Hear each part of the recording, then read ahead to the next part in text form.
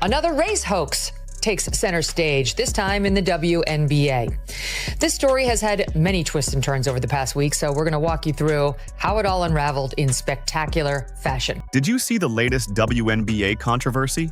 It all started when Angel Reese claimed she was the target of racist abuse during a game against Caitlin Clark.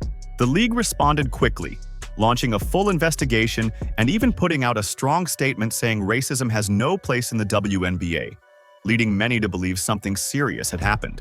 But after 10 days of reviewing everything, the league announced they found no evidence of any racism at all. So what really sparked this firestorm? And how did a single social media post spiral into national headlines? Let's rewind and break it all down. Caitlin Clark's team, the Indiana Fever, faced off against the Chicago Sky, home to player Angel Reese. The WNBA season opener between the Indiana Fever and Chicago Sky was built up as a clash of rising stars and raw intensity. Rookie sensation Caitlin Clark, already the center of attention, was going head-to-head with Angel Reese, one of the league's boldest young talents. Both are known for their aggressive play and unapologetic trash talk, so fans expected fireworks, and they got them. Midway through the first half, things escalated when Reese went up for a rebound and Clark hit her on the leading hand, sending her to the floor. Officials didn't hesitate. Clark was immediately hit with a flagrant foul. Take a look at the play yourself. The arena held its breath for a moment, but after the game, both stars downplayed the incident. Clark called it just part of the game, and Reese echoed the same sentiment, saying, "That's what real competition is all about." My mind is, I need to make these 2 free throws. That's all I'm thinking about. It's just a part of basketball. It is what it is. Just trying to make a play on the ball and get the block. But yeah, I mean, it happens. And those free throws, when you have to shoot them with nobody at the line, are kind of hard. So it's a little different than having people at the line. So I was just trying to focus on making those. Everything changed after the post-game press conference, when the Associated Press reported that the WNBA had launched an investigation into claims that Angel Reese was subjected to racist abuse from Fever fans during the game. The league quickly responded with a public statement condemning racism and all forms of hate and discrimination. What started as a high-profile matchup had now turned into the center of a full-blown league investigation. The WNBA strongly condemns racism, hate, and discrimination in all forms. They have no place in our league or in our society. We are aware of the allegations and are looking into the matter. Then, Reese had a change of heart. She posted a TikTok video, which included this screenshot. It shows Clark walking away from Reese after the foul with the message, "White gal running from the fade." It has since been taken down. Things took a wild turn when Reese posted a TikTok clip showing Clark walking away after the foul, captioned, "White gal running from the fade." The video exploded instantly. Some fans said Reese was just being real, while others saw it as stirring up drama. But here's the thing. Why post something like that when fans of the player you're calling out are already being investigated for racism? The video was eventually taken down, but by then the damage was done. Social media had already run with it. And trust me, things were only about to get messier. Reese then spoke to reporters about how the alleged racism hurled her way was very hard to deal with during the game. Did you notice what happened in the days that followed? Reese told the media she had been on the receiving end of racist remarks from fans during the game, stating that she felt personally targeted. Obviously, there's no place in this league for that. I think the WNBA, our team and our organization has done a great job supporting me. I've had communication from everyone, from so many people across this league, and being able to support me and going through this whole process. Obviously, it could happen to me, it could happen to anyone, and I think they've done a great job supporting us in this. What do you think the league's response, just coming out right away and getting that investigation going? Yeah, obviously, like I said, they understand that this is the priority. Obviously, there's no place for this, and they preach. I think 2 days before they put out no hate, no speech.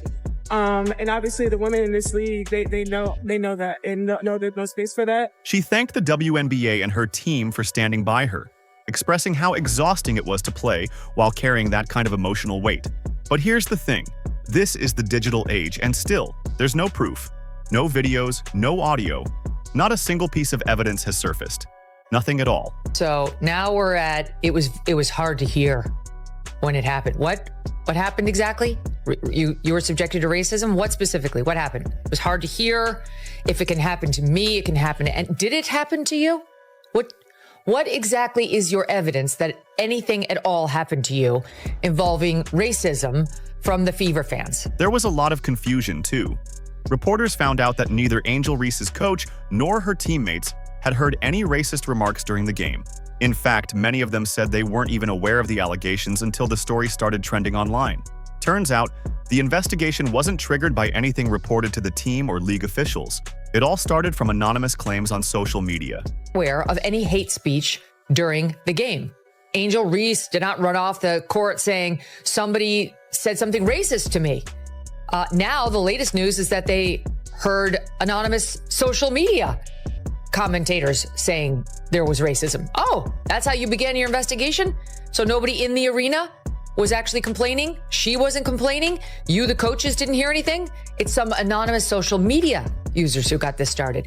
That's reliable. A major part of the controversy centered around a moment late in the fourth quarter when Angel Reese was at the free throw line. Some viewers online claimed they heard monkey noises coming from the crowd, calling it a racist act. Clips of the scene quickly made the rounds, and the background audio did sound strange. A high-pitched screech followed by laughter. It didn't take long for that moment to fuel even more outrage and speculation. Maintain the basketball. Reese misses. When the WNBA reviewed the game's audio and video closely, they found the noises were unclear and most likely just normal crowd sounds or typical noisemakers, things you'd hear at any basketball game. There was no evidence to suggest any racist intent behind those sounds. I don't know what that is. To me, it sounds like a noisemaker, one of those weird noisemakers that you might use on New Year's Eve, which is very common during these free throw shots to distract the opposing team's player. But it certainly doesn't jump out at me as a monkey sound, and it probably doesn't jump out at you that way either. It's people who are looking for these alleged claims. And by the way, like, who in a crowded arena would actually do such a thing? The league spent 10 days investigating the claims, but the controversy only grew louder. While some people stood firmly behind Angel Reese, others pointed out the lack of solid evidence. What should have been a story about basketball got completely overshadowed by the crowd drama. It all started with a single social media post and a wave of rumors, sparking a full investigation that took over the headlines. The people who think that there are racists and racism everywhere in America, those are the ones who go to that place. But without any supporting evidence, nothing more than a statement put out by the WNBA about unspecified racism, and now we know that's based on social media users, some sports analysts had no problem declaring, oh, it happened. There's racism at these WNBA games. But it wasn't just the fans who stoked the flames. Media and sports analysts quickly jumped in, turning the situation into a full-blown spectacle. As soon as Reese's post started gaining attention, the narrative shifted, with many commentators calling it a clear case of racism. Monica McNutt from ESPN was one of the first and loudest voices, speaking candidly on air as she declared, the fact that the WNBA has to put out a statement because of racist comments and unsafe conditions toward Angel Reese, like, I just want people to be mindful. If this was the other way around, oh Lord, you can only imagine how the conversation would have gone. When it comes to racism and the hateful rhetoric and the statement that the WNBA is saying, I think it's important because at the end of the day, if you are truly a basketball fan, you would understand and agree. We have no space in our game for those types of... That wasn't just news coverage. It was shaping the whole story, telling viewers how to see the situation before any real facts came out. Emmanuel Acho from Fox Sports and Chini Awa Mick from ESPN were quick to jump on board, repeating the same narrative and acting like the allegations were already proven true. Like everyone was sure this was a clear-cut case of racism. But really, all there was at that point was a deleted TikTok and a few heated social media posts. No one paused to reflect. Just a rush of strong opinions that quickly swept through the sports world and took over the headlines. Okay. You heard the one commentator say those types of comments. What comments were they, sir? What specifically? Walk us through them. He has no idea. And Acho, alluding to fans being comfortable spewing racism while wearing masks. What was the racism that was spewed? What masks? What? Again, what evidence are you citing? Walk us through it. You're a journalist, right? You purport to be a sports journalist, commentator. Walk us through it. Totally open-minded. Let's do it. Over the course of 10 days, the league interviewed fans, arena staff, and closely examined every detail of the broadcast. When it was all said and done, their official conclusion was clear. Based on information gathered to date, including from relevant fans, teams, and arena staff, as well as audio and video review of the game, we have not substantiated it. There was no solid evidence to support the accusations of racist abuse. Still, the controversy didn't die down. Some fans stood by Reese, insisting her experience deserved respect, while others pointed to the lack of proof as a clear reason to move on and put the matter to rest. That's it? You got everybody worked up over absolutely nothing. You have not substantiated any allegations of race. What really blew this story up was how it completely took over the conversation around the WNBA. Instead of focusing on the game itself, everyone got caught up debating what might or might not have happened in the crowd. Just one social media post, along with a flood of online rumors, was enough to spark a full investigation and keep the headlines buzzing for days. Maybe we shouldn't run with anonymous social media users' allegations. Perhaps social media is not the most reliable source for massive racism investigations without anybody who was actually there having heard, seen, or witnessed it. And maybe you should fill in the lines a bit more when you announce that your big race hoax was exactly. Here's where things took an unexpected turn. After the WNBA wrapped up its investigation with no evidence of racist remarks or abuse, Chiney Umiki stepped forward with an apology. She explained that her words were said in the heat of the moment and came from a place of genuine care. She added, "I'm committed to improving how I share my views and growing alongside the sport I deeply love and respect. Check this out." You know me, you know I'm not afraid to say I can do better. I am sorry that my message was in the heat of the moment because when I initially spoke on the topic, it really came from a place of care. It was based on firsthand conversations with people very close to the situation who raised real concerns, and they told me what they had experienced. And I felt like it was important and it was necessary to acknowledge those allegations and also voice those experiences. Now, in the process, however, I totally recognize that it may have impacted fans in a way that I did not intend, and I am sorry. On the surface, it looked like a step toward accountability. Umiki acknowledged her emotional reaction and expressed a wish to improve. But Megyn Kelly wasn't convinced.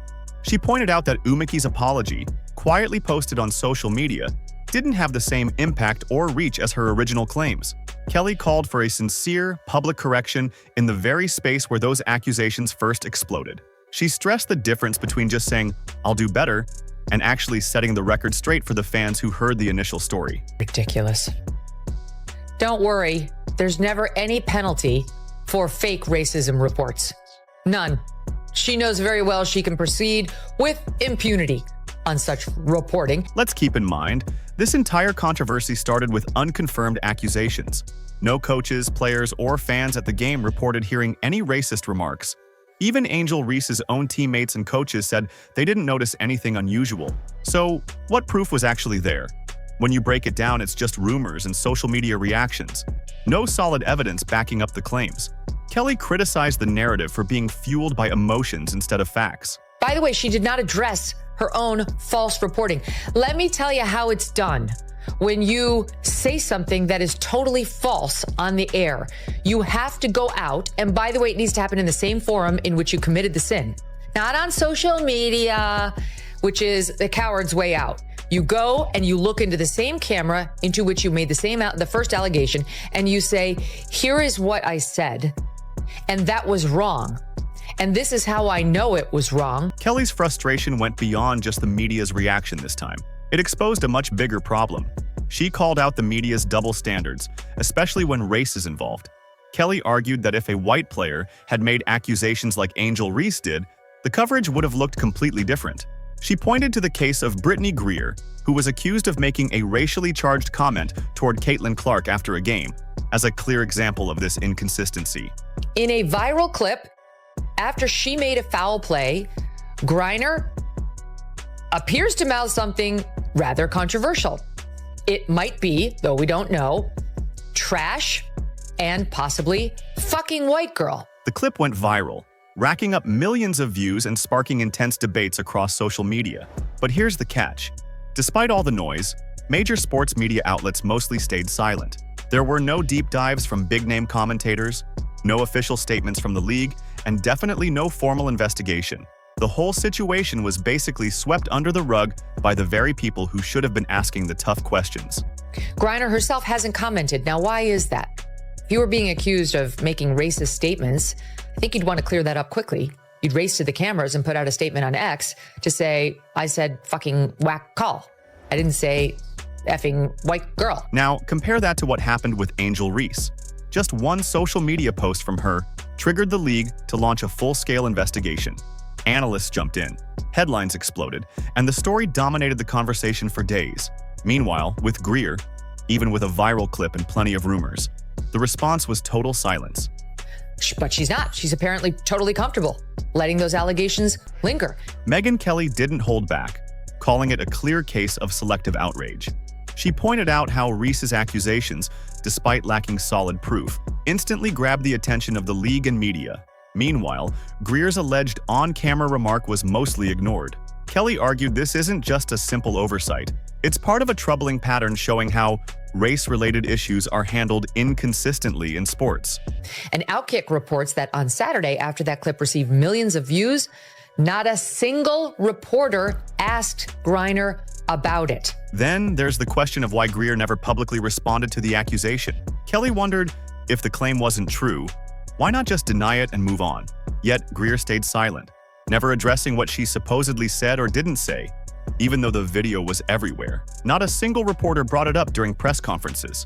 Kelly suggested maybe Greer was worried about what might happen if the audio was enhanced, or if more footage came to light. Is it that the same people who heard these alleged racist comments from the crowd, none of which were substantiated, were not able, because they could use their ears for that, were not able to see with their eyes what Brittany Griner was mouthing? Like, why was it so clear in the one instance and so unclear in the other, such that it didn't even warrant reporting along the lines of what I just did, which is, here's the dispute. Some people say she looked like she was saying X. Other people say she looked like she was saying Y. It didn't even get that treatment by these same outraged anchors. Or maybe she assumed that since the media wasn't pushing the story, it would quietly fade away. Either way, her silence left fans guessing, sparking even more rumors and frustration.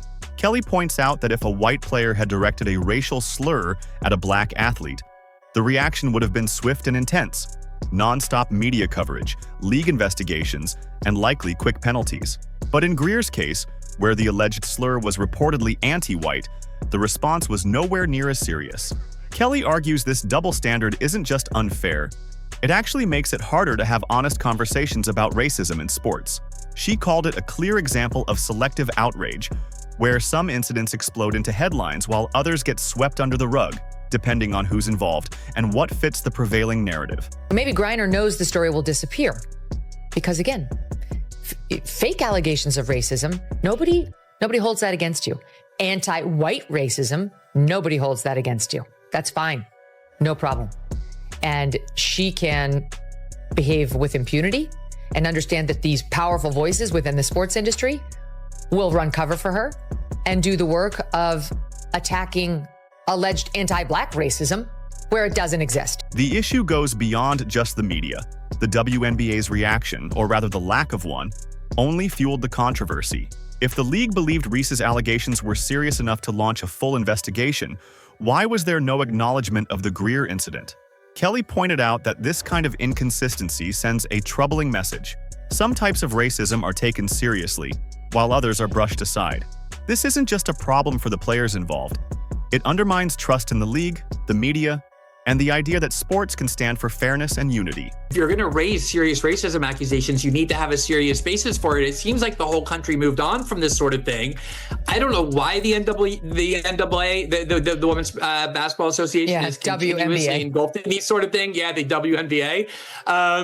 Given that this is the sort of thing that is going to alienate people, you know, that whole incident with Caitlin Clark and Angel Reese with that foul that Caitlin Clark made on Angel Reese. The impact of this double standard stretches far beyond just one viral incident. When one player's accusations ignite a nationwide debate while another's are ignored, it creates frustration and division. Fans backing Reese may feel the league is on their side, while supporters of Caitlin Clark are left wondering why their voices go unheard. That divide only grows deeper as both the media and the league selectively choose which stories to spotlight and which to quietly let fade away.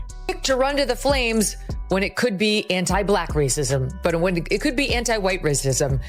Crickets. Kelly wrapped up her point by calling for fairness across the board. no matter who's involved or what the accusation is. She said, "If we truly want to tackle racism in sports, playing favorites isn't an option. Progress only happens when everyone is held to the same standard and when we're ready to face the tough questions, even when it's uncomfortable.